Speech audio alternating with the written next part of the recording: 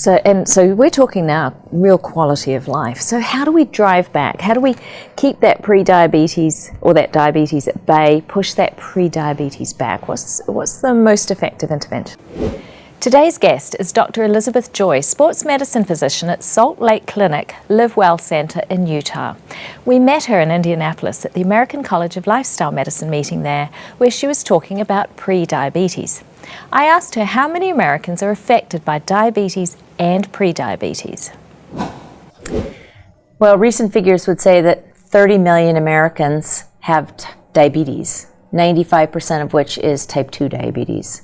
That leaves about 84 million Americans, or almost 1 in 3, who have prediabetes, which is, not quite yet diabetes. We estimate that about 25% of those with prediabetes will develop type 2 diabetes in 3 to 5 years, and about 50% in 8 to 10 years. So not everybody with prediabetes gets type 2, but a significant majority. And I guess if you wait long enough, if you keep tracking for 15 years, you'll see.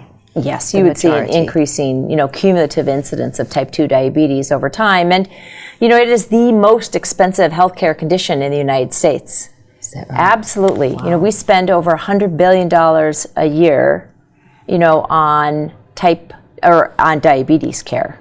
Wow. And so that tsunami of the extra 85 million that will convert to diabetes is just going to blow the budget, really. Absolutely. I mean, when you really think about, what are the conditions that are undermining, healthcare in the United States, and diabetes is definitely the biggest actor in that. And of course, about 2/3 of people who have coronary artery disease and suffer a heart attack have type 2 diabetes or have diabetes.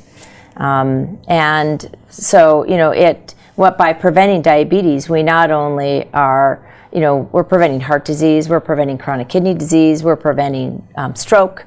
It really is, kind of a gateway disease, to things that, end up killing people.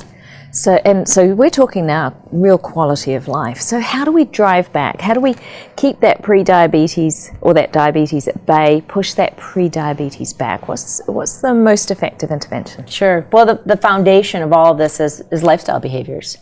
And when we talk about diabetes prevention programs, they are founded, on people changing their diet, increasing their physical activity, and with a goal being to lose a 5 to 7% weight loss from their baseline. So 5 to 7% is not a huge amount. Most people will set a bigger goal than that, won't they? I think people, oftentimes are influenced by shows like The Biggest Loser, right? Where successful weight loss is defined by a 100-pound weight loss. But it turns out that to improve your health, whether we're talking about preventing diabetes, reducing sleep apnea, which of course is a growing problem, decreasing the stress on knees and hips and all the joint replacements that happen as a result of that. Somewhere between a 5 and a 10% weight loss from baseline, can make a significant, clinically meaningful quality of life difference. It doesn't take 100 pounds.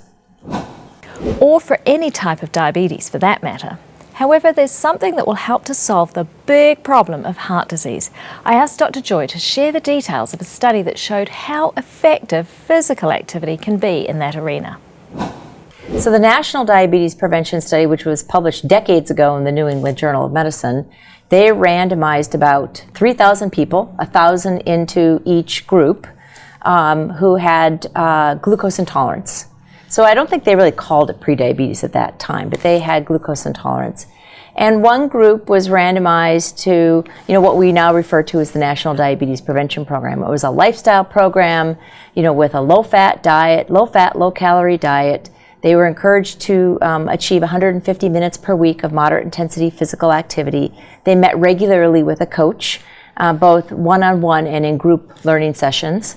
Another group was randomized to metformin, and a third group was randomized to a placebo. And neither the metformin group or the placebo group got the rest of the intervention. And they followed those cohorts over time, actually for about 10 years, all in all. But what was really interesting was that about 2 years into the intervention, when they were looking at the cumulative incidence of type 2 diabetes, they found that compared to the placebo group, there was a 58% decrease in the cumulative incidence of type 2 diabetes in the intervention group. And I think it was only about 34% cumulative decrease in incidence amongst the metformin group. So we have lifestyle outperforming the pill. Almost double. Almost double. And amongst older adults, so those that were 60 years of age and older, there was a 71% decrease in the cumulative incidence of type 2 diabetes. So I guess that goes against the adage of you can't teach an old dog new tricks. And of course, we think that the older adults were, maybe they had less, work responsibilities. And so they were able to participate in all aspects of the lifestyle change program that the diabetes prevention program was offering. True, but it also just reminds you that it's never too late. You're Absolutely. never too old to make those changes, and like you say, to learn new tricks. How did they compare cost-wise, the lifestyle intervention versus the metformin? What was more cost-effective?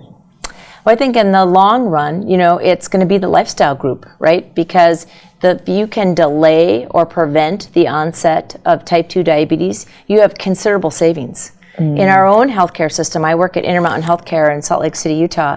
We've estimated that, the year that someone converts from pre-diabetes to type 2 diabetes, the cost differential in that just 1 year is about $3,500. Wow. So that's pretty big. It certainly doesn't cost us $3,500 per person to participate in the diabetes prevention program. It's considerably less than that. So, imagine putting, tens, now hundreds of thousands of people, of course, through the diabetes prevention program. And, there's really considerable cost savings. Now, a key piece of that, it's not just diet, it's exercise, isn't it? Yes. Yep. And tell us we've got exercise guidelines. Tell us what they are and how they are actually derived. So the physical activity guidelines for Americans were published in 2008. They're currently being updated right now. The evidence review has come out. We can anticipate the guidelines being published in 2019. They're actually, were our very first physical activity guidelines ever. We've had dietary guidelines in the United States since the 1800s, but we didn't get our first physical activity guidelines until 2008. You probably didn't need them in the 1800s. Yeah, exactly.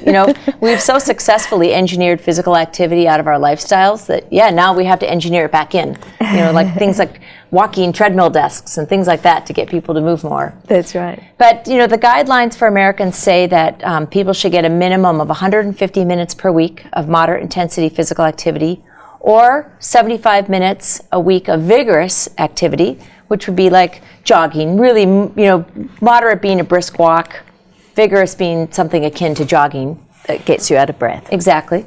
And also strength training, doing, muscle strengthening at least 2 times per week of your major muscle groups. And that's the recommendations for adults, younger adults and older adults. It really doesn't change. And for children, we recommend even more activity, more like 60 minutes a day. So in a combination of aerobic activity and muscle activity and bone loading and things like that. So they get almost 3 times as much. Right. Kids have to do more, right? Yes. They're very plastic, right? We're trying to get them to really, develop all those motor skills, in addition to, of course, all the other benefits that you derive from regular exercise. Right, and they've got brain development Absolutely. going on, haven't they? Yep. Yeah. So those are the guidelines, but why the 150? What are the benefits to following the guidelines? What are you going to get for that? Well, if you look at, survival curves, and you can see that, there's a significant break in the curve, at about 150 minutes per week, in terms of, your likelihood of premature mortality. So you're going to live longer. You're going to live longer. And in fact, there was a recent study published just last week in JAMA Internal Medicine, that looked retrospectively, at over 100,000 people who had undergone treadmill testing. And so they were able to actually measure their cardiorespiratory fitness. And they also had self-reported physical activity levels for those people, which is, of course, the number one predictor of one's cardiorespiratory fitness. And they found that those at the highest fitness level lived the longest. I mean, it's really no surprise. And in fact, fitness was a more important and larger predictor of premature mortality compared to high blood pressure or smoking.